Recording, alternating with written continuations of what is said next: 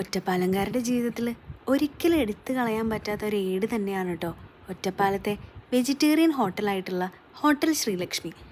ഇവിടുത്തെ വെജിറ്റബിൾ ബിരിയാണി ഭയങ്കര ഫേമസ് ആണ് കേട്ടോ.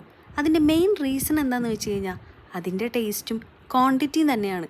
ഒരാൾക്ക് വാങ്ങിക്കഴിഞ്ഞ് കഴിഞ്ഞാൽ ഏകദേശം രണ്ടാൾക്ക് കഴിക്കാനുള്ള ക്വാണ്ടിറ്റി ഉണ്ടാവും.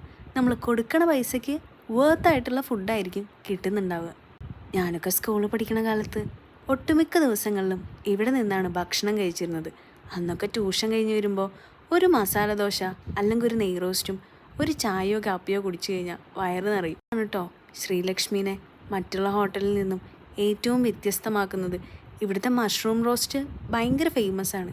നിങ്ങളെന്തായാലും ഒരു വട്ടെങ്കിലും ഒറ്റപ്പാലം വരുമ്പോൾ ഈ ഫുഡൊക്കെ ട്രൈ ചെയ്യാൻ ശ്രമിക്കണം.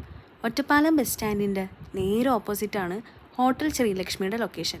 അപ്പോൾ ആരും സബ്സ്ക്രൈബ് ചെയ്യാനും ഷെയർ ചെയ്യാനും സേവ് ചെയ്യാനും മറക്കണ്ട. പുതിയ വീഡിയോ ആയിട്ട് വരുന്നവരെ ബൈ ബൈ.